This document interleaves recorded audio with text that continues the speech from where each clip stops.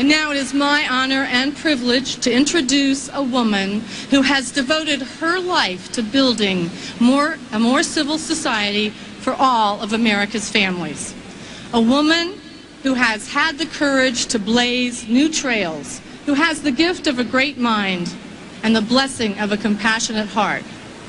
A woman who is a strong and unwavering voice for those who haven't yet found their voices, our children. And a woman who always maintains her grace, dignity, and humor, even while being subjected to the most unimaginable incivility.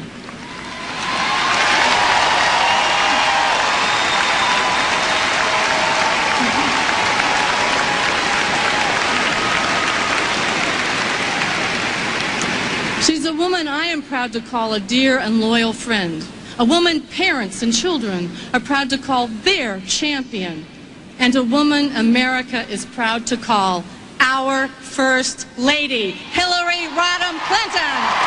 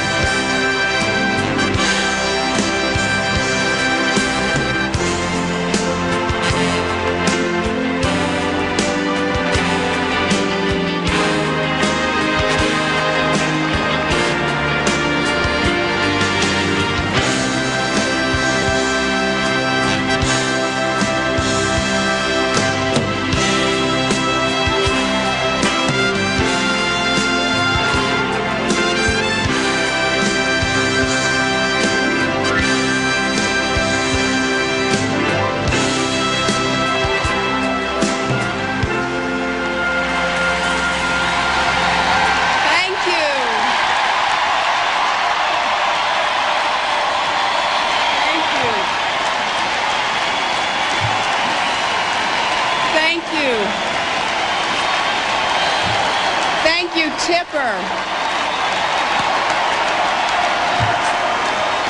Thank you all so much.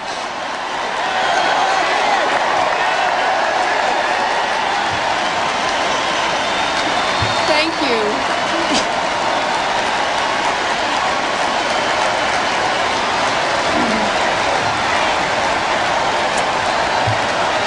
Thank you all and good evening.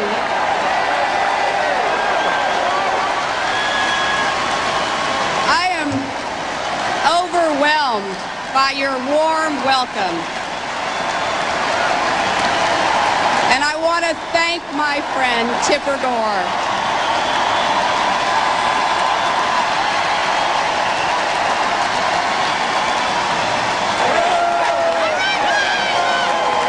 You know, we are gathered here together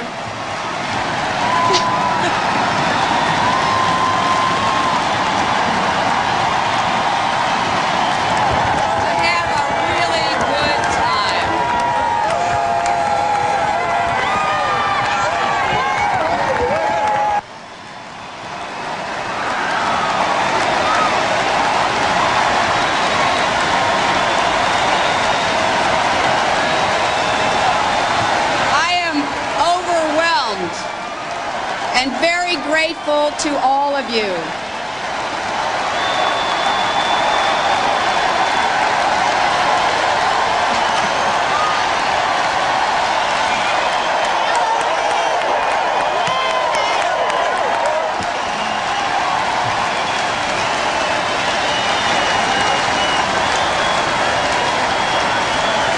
You know,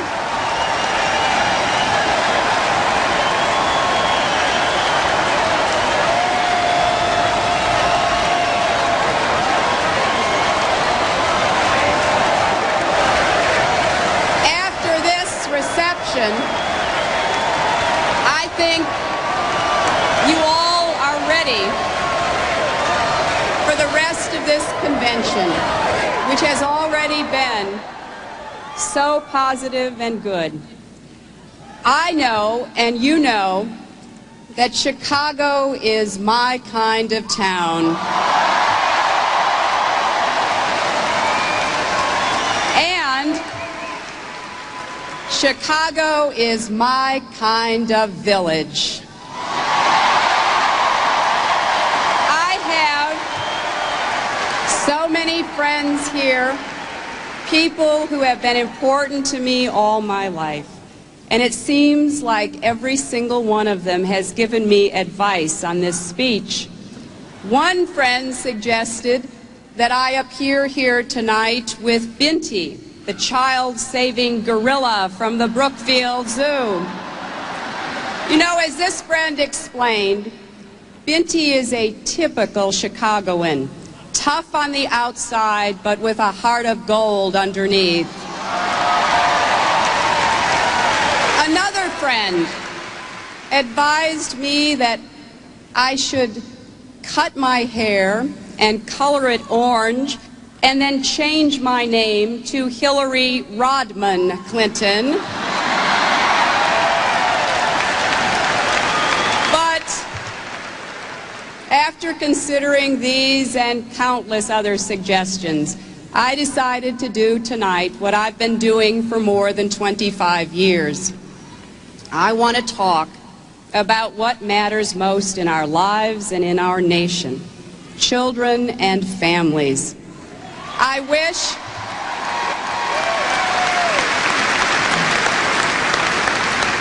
wish we could be sitting around a kitchen table, just us, talking about our hopes and fears about our children's futures. For Bill and me, family has been the center of our lives, but we also know that our family, like your family, is part of a larger community that can help or hurt our best efforts to raise our child. Right now, in our biggest cities and our smallest towns, there are boys and girls being tucked gently into bed. And there are boys and girls who have no one to call mom or dad and no place to call home. Right now, there are mothers and fathers just finishing a long day's work, and there are mothers and fathers just going to work, some to their second or third jobs of the day. Right now, there are parents worrying, what if the babysitter is sick tomorrow, or how can we pay for college this fall? And right now, there are parents despairing about gang members and drug pushers on the corners in their neighborhoods.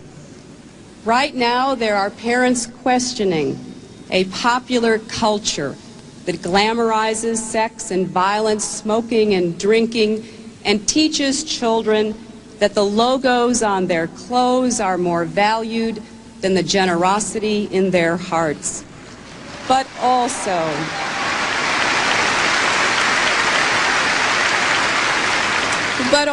right now, there are dedicated teachers preparing their lessons for the new school year.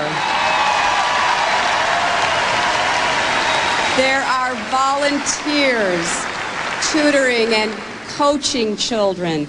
There are doctors and nurses caring for sick children, police officers working to help kids stay out of trouble and off drugs. Of course, parents first and foremost are responsible for their children, but we are all responsible for ensuring that children are raised in a nation that doesn't just talk about family values, but acts in ways that values families.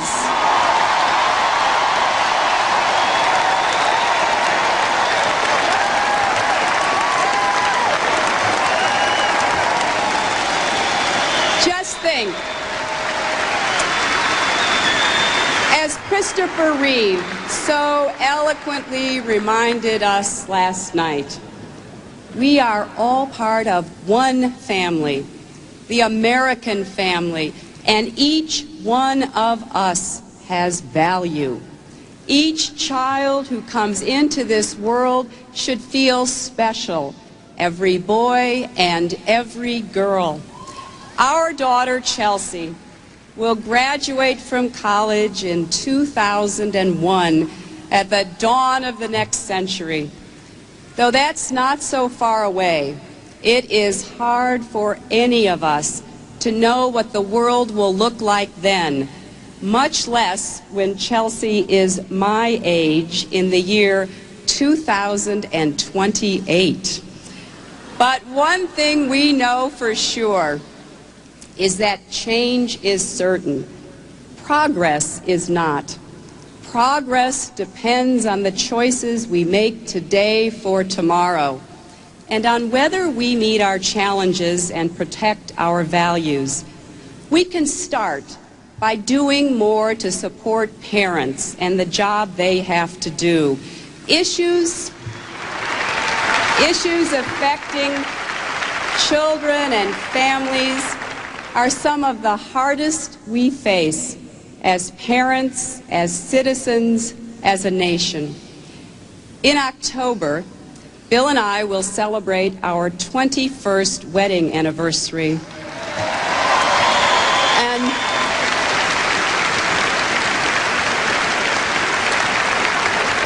Bill was with me when Chelsea was born, in the delivery room, in my hospital room, and when we brought our baby daughter home. Not only did I have lots of help, I was able to stay in the hospital as long as my doctor thought I needed to be there.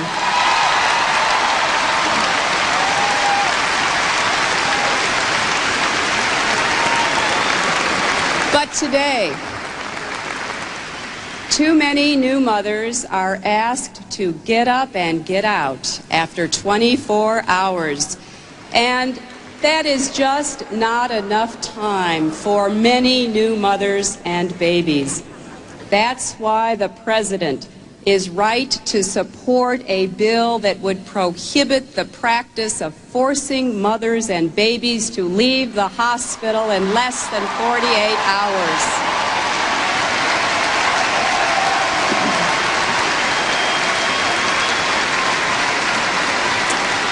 That's also why more hospitals ought to install 24-hour hotlines to answer questions once new mothers and fathers get home.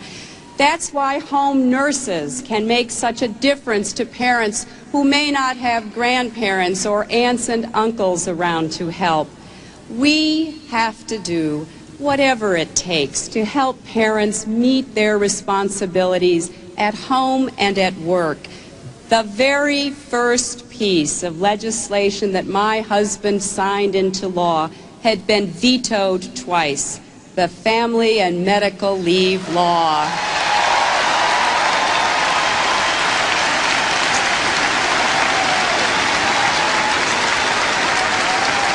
That law allows parents time off for the birth or adoption of a child or for family emergencies without fear of losing their jobs. Already, it has helped 12 million families, and it hasn't hurt the economy one bit.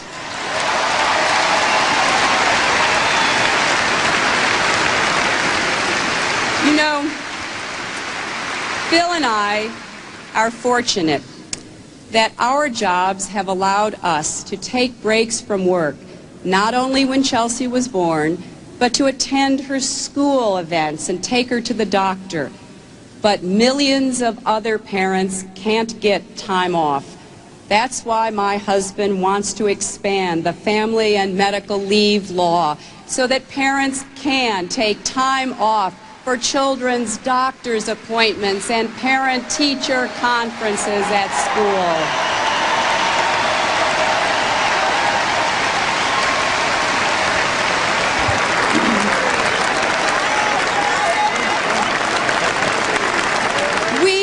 Know that raising kids is a full-time job, and since most parents work, we are stretched thin. Just think about what many parents are responsible for on any given day. Packing lunches, dropping the kids off at school, going to work, checking to make sure that the kids get home from school safely, shopping for groceries, making dinner, doing the laundry, helping with homework, paying the bills, and I didn't even mention taking the dog to the vet. That's why my husband wants to pass a flex time law that will give parents the option to take overtime pay, either in extra income or in extra time off, depending upon which is ever best for your family. Our family has been lucky to have been blessed with a child with good health. Chelsea has spent only one night in the hospital after she had her tonsils out, but Bill and I couldn't sleep at all that night. But our experience was nothing like the emotional strain on parents when their children are seriously ill. They often worry about where they will get the money to pay the medical bills. That is why my husband has always felt that all American families should have affordable health insurance.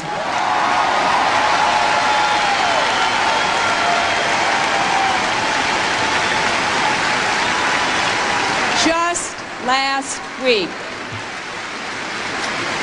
the President signed a bill sponsored by Senators Kennedy and Kassebaum, a Democrat and a Republican, that will enable 25 million Americans to keep their health insurance even when they switch jobs or lose a job or have a family member who's been sick. This bill contains some of the key provisions from the President's proposal for health care reform. It was an important step, achieved only after both parties agreed to build, not block, progress on making health care available to all Americans. Now the country must take the next step of helping unemployed Americans and their children keep health insurance for 6 months after losing their jobs.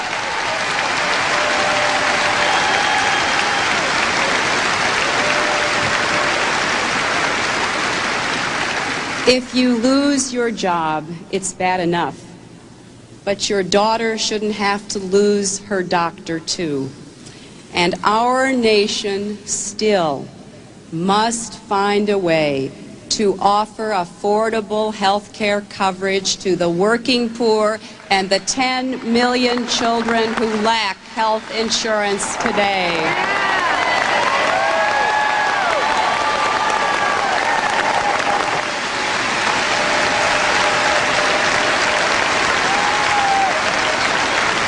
The President also hasn't forgotten that there are thousands of children languishing in foster care who can't be returned home. That's why he signed legislation last week that provides for a $5,000 tax credit for parents who adopt a child. It also abolishes the barriers to cross-racial adoptions.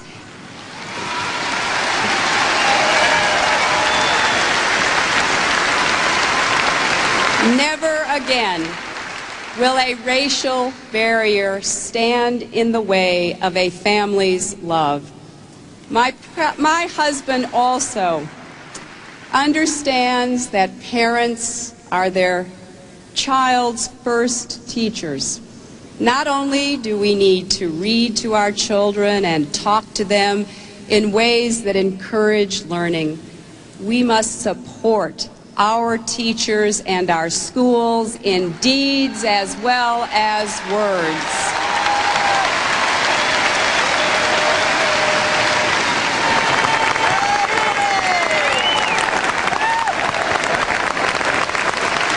The President announced today an important initiative called America Reads. This initiative is aimed at making sure all children can read well by the 3rd grade.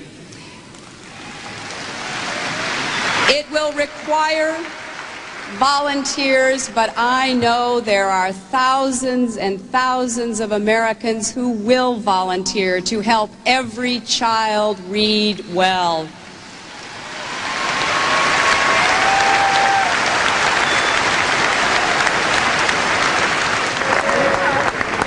For Bill and me, there has been no experience more challenging, more rewarding, and more humbling than raising our daughter.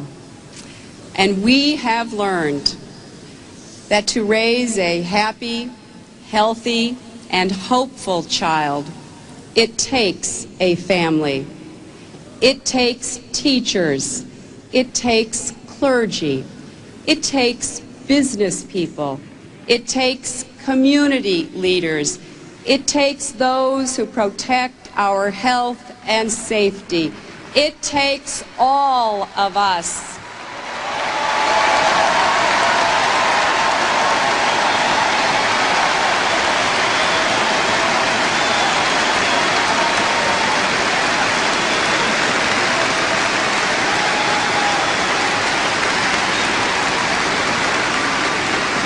Yes, it takes a village.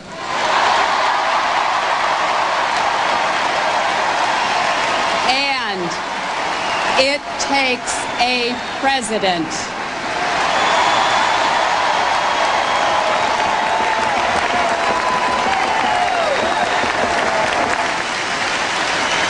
It takes a president who believes not only in the potential of his own child, but of all children, who believes not only in the strength of his own family, but of the American family, who believes not only in the promise of each of us as individuals, but in our promise together as a nation.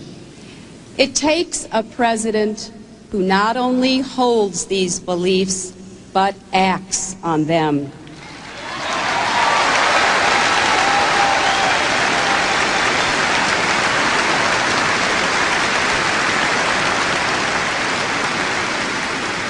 It takes Bill Clinton.